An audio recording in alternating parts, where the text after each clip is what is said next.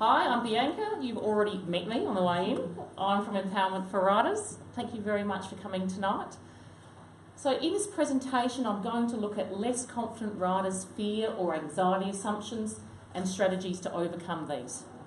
At the end of my talk, I'll be opening up the floor so that people can ask questions specifically related to their concerns. Excuse me. I'd like to start off tonight a session by relating a wonderful connecting experience I had a few years ago. I was cantering through the water at Port Curran Beach here in South Australia.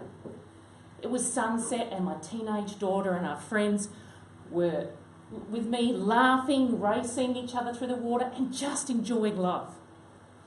We had an absolute blast with the horses relishing their freedom and the water was splashing us as the wind raced through our hair, what was not covered by a helmet, that is.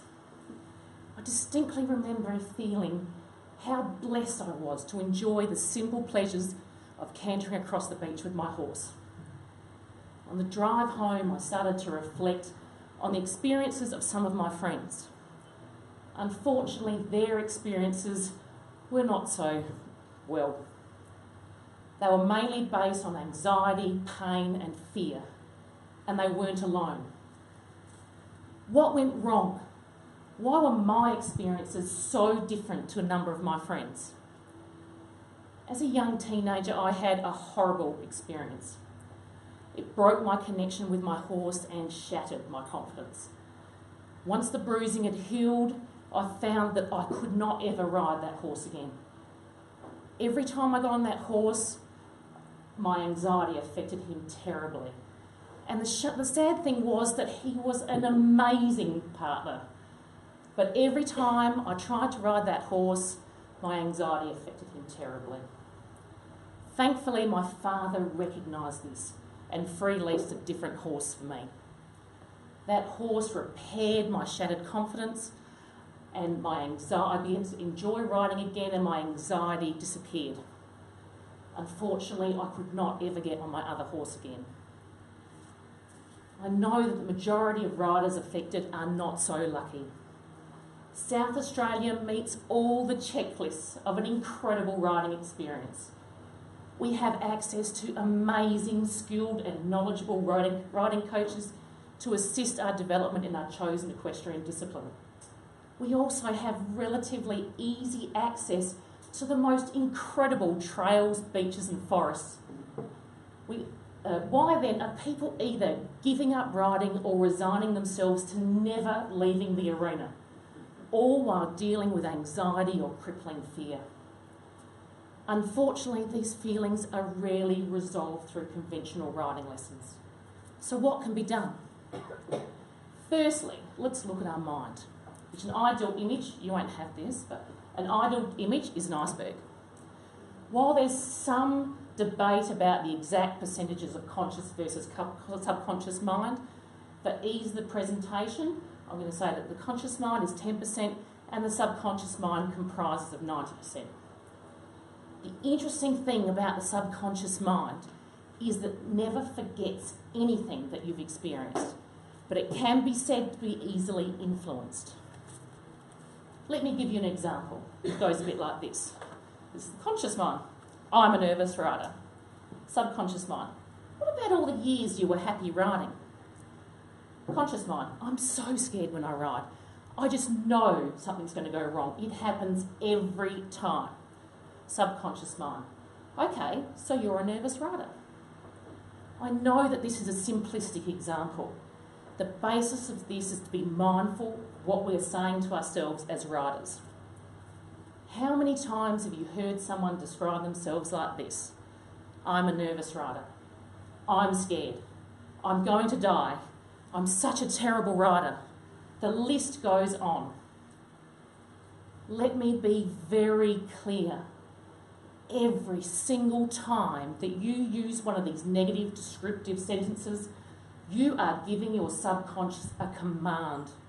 You are telling your subconscious to be a certain way, regardless of what evidence there is to the contrary.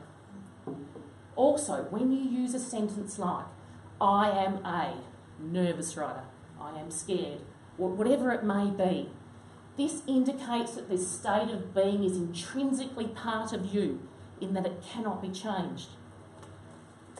This brings me to my first strategy.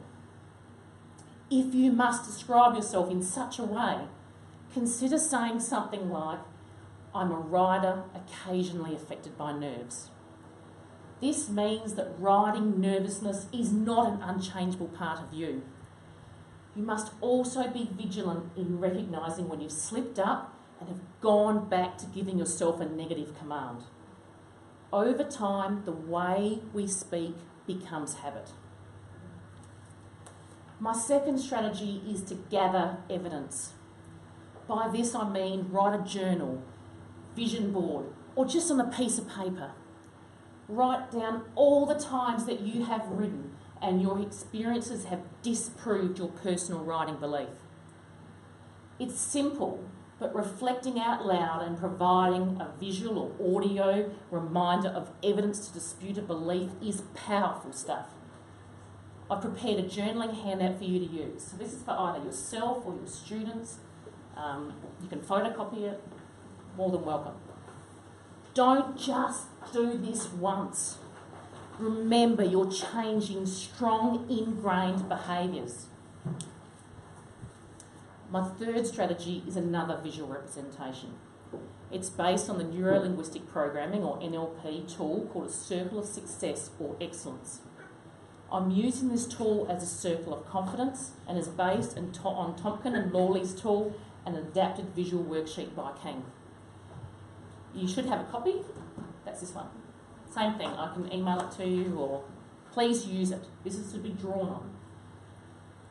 The important thing to note is that you must really connect with the emotion of your circle of confidence for it to be successful. This brings me to the first assumption that a number of riders make relating to fear. Quite often, people who are less confident assume that confident riders don't feel fear. I can tell you that this is incorrect. Our basic human physiology has a fight or flight response to a threat. Our heart beats quicker. We go cold and clammy and feel ill as our body gets ready to respond. This, of course, is not a great emotion to be transmitting to a large, sensitive prey animal. All riders feel fear at some point. The difference between confident riders and less confident riders is how quickly they overcome these feelings of fear. So what can be done to increase the speed that we overcome our physiological reaction? Firstly, get your horse under control. There is no point implementing any strategy if your horse is rearing, spinning or shying at something. As soon as your horse is under control, then implement your chosen strategies from your rider toolkit. Sounds crazy, but I quite like to encourage people to use a hearty belly laugh. Even if you don't feel like laughing, and most people don't when that's happening, this forces you to relax your vice grip on your horse, relaxes your bottom and releases the built-up nervous energy. Another strategy that I like to use during the ride when either a horse or rider is feeling nervous is singing. Find your favourite slow song that is low in tone. It cannot be high or fast. Sing it loud and with passion. My favourite song that I like to use with adults is Hotel California. It's beautiful. There is bucket loads of evidence of how emotion affects people with us. When riding, there is a very simple reaction that occurs with a slow, low-toned song. Firstly, the vibrations through your body calm you, but most importantly, you breathe and relax your bottom. It is not uncommon if you are nervous and someone tells you to breathe that you actually forget how. You cannot sing without breathing. Assumption 2. There is a thought in the community that if you are a nervous rider, it is because you're worried that you're going to fall off your horse and get hurt. Riders are apprehensive for a wide range of reasons. It's important to reflect on exactly what you are concerned about and adapt your strategies to suit. In 2016, I conducted a survey of riders who would describe themselves as nervous. They were in 3 reasonably sized Facebook groups around the world. The results were really interesting, and I've provided you with a raw summary. The top 6 concerns around the world, with the highest concern being first, were 1, fear of losing control, 63 people. 2, fear of what could happen, the potential, 48 people. 3, fear of falling, 48 people. 4, fear of getting hurt, 48 people. 5, other people judging my riding, 35. 6, apprehensive of cantering, 26. Let me repeat that. Out of 19 concerns around the world, the 5th top one was other people judging my riding. This is why it's so important to understand exactly what you are concerned about before you implement standard strategies that may have nothing to do with what is concerning you. The first strategy and underlying principle to riding is to make sure that your horse is appropriately matched to your confidence and experience level. Safety is paramount. Your riding coach will be an invaluable aid in helping to determine this. Look at using your changing mindset strategies that we've mentioned previously, such as gathering evidence, utilising your circle of confidence, things like that. Tailoring them to your specific concern. If anyone would like some help with that, I'm more than happy to assist. If your concern is about other people judging your riding, be proactive and choose who you ride with. Your circle of confidence activity can also assist with your thoughts relating to this. Take someone supportive with you when you ride. Don't feel forced to ride at a pace or gait that you are uncomfortable with, but at the same time, it's important to challenge yourself because it's through this process that we improve. It is critical that every time you ride, that you gain either small or huge wins. Have someone with you that can recognise when you may be struggling internally, even if that's just them starting to sing. Small things have the ability to break through fear or anxiety, assisting us to remind us to implement our chosen strategies. Since I've probably talked for far long enough and you're probably burning with questions, I'll open up to the floor.